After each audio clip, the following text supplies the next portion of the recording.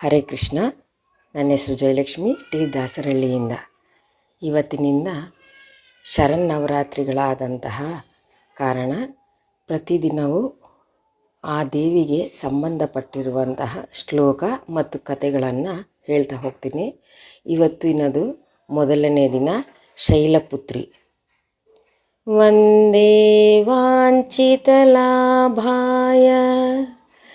ಚಂದ್ರಾರ್ಧಕೃತಶೇಖರಾಂ ವೃಷಾರೂಢಾಂ ಶೂಲಧರಾಂ ಶೈಲಪುತ್ರೀಂ ಯಶಸ್ವಿನೀಂ.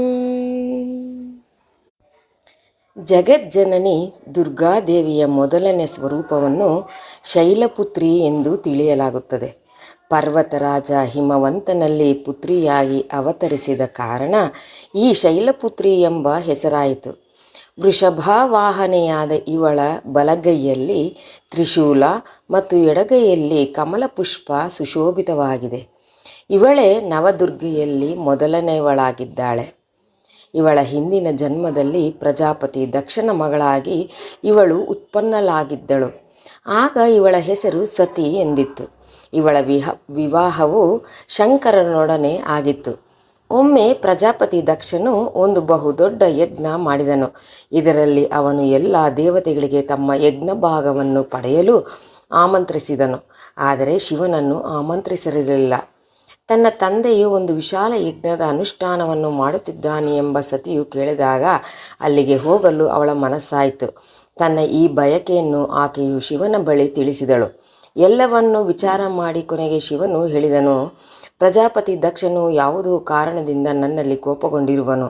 ತನ್ನ ಯಜ್ಞದಲ್ಲಿ ಅವನು ಎಲ್ಲ ದೇವತೆಗಳನ್ನು ಆಮಂತ್ರಿಸಿ ಅವರಿಗೆ ಅವರವರ ಯಜ್ಞ ಭಾಗವನ್ನು ಅರ್ಪಿಸಿರುವನು. ಆದರೆ ನಮ್ಮನ್ನು ಉದ್ದೇಶಪೂರ್ವಕವಾಗಿಯೇ ಕರೆಯಲಿಲ್ಲ, ಯಾವುದೇ ಸೂಚನೆಯೂ ಕೊಡಲಿಲ್ಲ. ಇಂತಹ ಸ್ಥಿತಿಯಲ್ಲಿ ನೀನು ಅಲ್ಲಿಗೆ ಹೋಗುವುದು ಯಾವುದೇ ಪ್ರಕಾರದಿಂದ ಶ್ರೇಯಸ್ಕರವಲ್ಲ ಎಂದು ಶಿವನು ಹೇಳಿದನು. ಆದರೆ ಶಂಕರನ ಈ ಉಪದೇಶವು ಸತಿಗೆ ರುಚಿಸಲಿಲ್ಲ. ತಂದೆಯ ಯಜ್ಞವನ್ನು ನೋಡಲು ಅಲ್ಲಿಗೆ ಹೋಗಿ ತಾಯಿ ತಂಗಿಯರನ್ನು ಭೇಟಿಯಾಗಲು ಅವಳಲ್ಲಿ ಉಂಟಾದ ಉತ್ಸಾಹವು ಕಡಿಮೆಯಾಗಲಿಲ್ಲ. ಅವಳ ಪ್ರಬಲ ಆಗ್ರಹವನ್ನು ಕಂಡು ಕೊನೆಗೆ ಭಗವಾನ್ ಶಿವನು ಅವಳಿಗೆ ಹೋಗಲು ಅನುಮತಿ ಇತ್ತನು. ಸತಿಯು ತಂದೆಯ ಮನೆಗೆ ತಲುಪಿ ನೋಡಿದಾಗ ಅವಳನ್ನು ಆದರ ಮತ್ತು ಪ್ರೇಮದಿಂದ ಯಾರೂ ಮಾತನಾಡಿಸಲಿಲ್ಲ. ಎಲ್ಲ ಜನರು ಮುಖ ತಿರುಗುತ್ತಿದ್ದರು.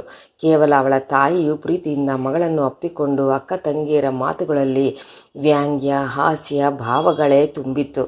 ಬಂಧುಗಳ ಈ ವ್ಯವಹಾರದಿಂದ ಅವಳ ಮನಸ್ಸಿಗೆ ಬಹಳ ದುಃಖವಾಯಿತು. ಅಲ್ಲಿ ಎಲ್ಲೆಡೆಯಲ್ಲಿ ಭಗವಾನ್ ಶಿವನ ಕುರಿತು ತಿರಸ್ಕಾರ ಭಾವವೇ ತುಂಬಿರುವುದನ್ನು ಅವಳು ಗಮನಿಸಿದಳು. ದಕ್ಷನು ಅವಳ ಬಗ್ಗೆ ಕೆಲವು ಅಪಮಾನಕರ ಮಾತನಾಡಿದನು. ಇದೆಲ್ಲವನ್ನು ನೋಡಿ ಸತಿಯ ಹೃದಯ ಕ್ಷೋಭೆ ದುಃಖ ಕ್ರೋಧದಿಂದ ಸಂತಪ್ತವಾಯಿತು. ಭಗವಾನ್ ಶಿವನ ಮಾತನ್ನು ಒಪ್ಪದೆ ಇಲ್ಲಿಗೆ ಬಂದು ನಾನು ದೊಡ್ಡ ತಪ್ಪು ಮಾಡಿದೆ ಎಂದು ಅರಿವಾಯಿತು. ಅವಳು ತನ್ನ ಪತಿ ಭಗವಾನ್ ಶಂಕರನ ಈ ಅಪಮಾನವನ್ನು ಸಹಿಸದಾದಳು. ಅವಳು ತನ್ನಲ್ಲೇ ಆ ರೂಪವನ್ನು ಕೂಡಲೇ ಅಲ್ಲೇ ಇದ್ದ ಯೋಗಾಗ್ನಿಯಲ್ಲಿ ಸುಟ್ಟು ಭಸ್ಮ ಮಾಡಿಕೊಂಡಳು. ರಜಾತದಂತೆ ಈ ದಾರುಣ ದುಃಖದ ಘಟನೆಯನ್ನು ಕೇಳಿ ಶಿವನು ಕ್ರುದ್ಧನಾಗಿ ತನ್ನ ಗಣಗಳನ್ನು ಕಳುಹಿಸಿ ದಕ್ಷನ ಆ ಯಜ್ಞವನ್ನು ಪೂರ್ಣವಾಗಿ ಧ್ವಂಸ ಮಾಡಿಸಿದನು. ಸತಿಯು ಯೋಗಾಗ್ನಿಯಿಂದ ತನ್ನ ಶರೀರವನ್ನು ಭಸ್ಮವಾಗಿಸಿ ಮುಂದಿನ ಜನ್ಮದಲ್ಲಿ ಶೈಲರಾಜ ಹಿಮವಂತನ ಪುತ್ರಿಯ ರೂಪದಲ್ಲಿ ಅವತರಿಸಿದಳು. ಈಗ ಅವಳು ಶೈಲಪುತ್ರಿ ಎಂದು ಪ್ರಖ್ಯಾತಳಾದಳು. ಪಾರ್ವತಿ, ಹೈಮವತಿ ಇವು ಅವಳದೇ ಹೆಸರುಗಳಾಗಿವೆ. ಉಪನಿಷತ್ತಿನ ಒಂದು ಕಥೆಯಂತೆ ಇವಳೇ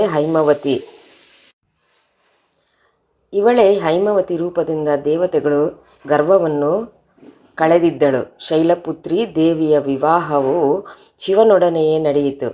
ಹಿಂದಿನ ಜನ್ಮದಂತೆಯೇ ಈ ಜನ್ಮದಲ್ಲಿಯೂ ಅವಳು ಶಿವನ ಅರ್ಧಾಂಗಿನಿಯಾಗಿದ್ದಳು. ನವದುರ್ಗೆಯರಲ್ಲಿ ಪ್ರಥಮ ಶೈಲಪುತ್ರಿ. ದುರ್ಗೆಯ ಮಹತ್ವ ಮತ್ತು ಶಕ್ತಿಗಳ ಅನಂತವಾಗಿವೆ.